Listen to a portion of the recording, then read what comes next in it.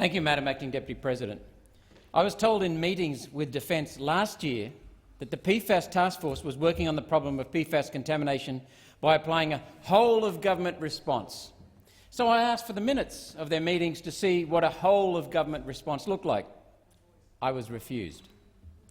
I did a document discovery. Still no minutes arrived. This third attempt has succeeded.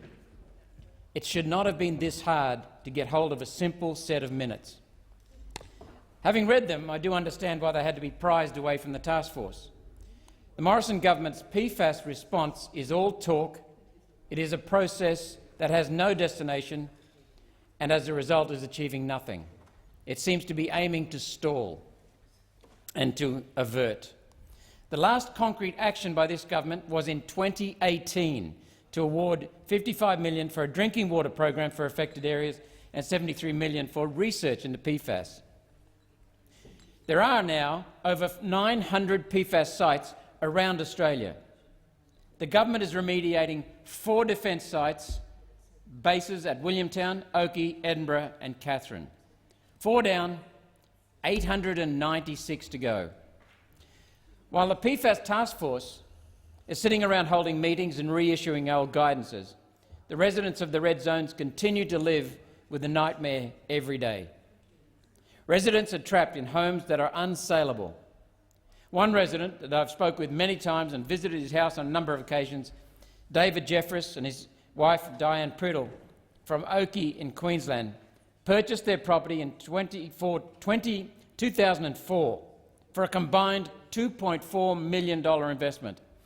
At that time, the Defence Department knew his land was affected by PFAS, and yet they kept quiet. Once the contamination was made public, the property became unsaleable. Dave and Diane's successful cattle breeding and grazing business had to close because nobody wants to buy contaminated cattle or genetics. They have a stud property, a very clean, tidy operation. Dave and Diane's property and business was recently valued by a registered valuer at just $400,000, a $2 million loss through no fault of their own. It's an outrage that the Morrison government is allowing these residents to remain trapped in red zones while the PFAS Task Force drifts around from meeting room to meeting room in search of direction. While a recent class action lawsuit was settled, Dave and Diane received just $120,000 compensation, and he hasn't got the money yet.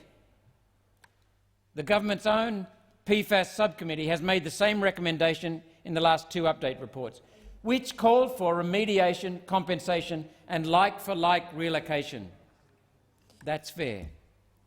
I hope the third head of that subcommittee in just 2 years, Senator McCarthy, has more success in getting their recommendations implemented. The way forward now must be to remove residents out of the contaminated red zones, install remediation units and treat the groundwater before these toxic plumes spread further and ruin yet more lives. Now, last year, I asked the then Minister for Agriculture, Senator Mackenzie, if it was safe for producers like David and Diane to send their cattle to auction, and Senator Mackenzie replied, quote, "There is no reason why farmers cannot send their produce to market." End of quote. Well, let's examine that statement. Food Standards Australia specify a safe level for PFAS exposure of 20 nanograms of PFAS and 160 nanograms for PFOA. These can be present together for a total PFAS level of 180 nanograms per kilo of body weight. On the 19th of September 2020, the European Food Safety Authority set a new safety threshold for PFAS contamination. The limit, which now applies across the EU, is just 4.4 nanograms per kilogram of body weight per week, a fraction of what Australia allows. The European body considered the decreased response of the immune system to vaccination to be the most critical human health effect of PFAS exposure.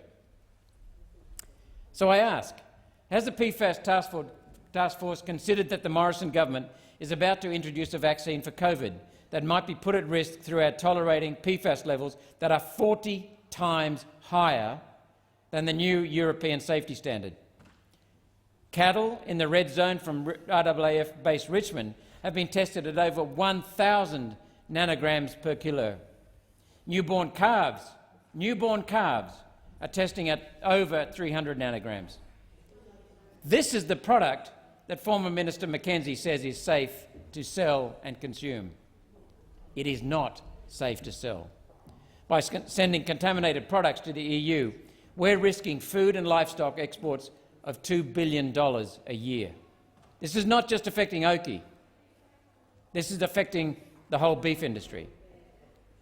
The Morrison government can find billions to give to its big business mates for corporate welfare in the name of COVID, but it can't find a lesser amount, a much lesser amount, to fund a like-for-like relocation and compensation scheme for everyday Australians caught up in the nightmare of the government's making, despite the committee recommending it do so.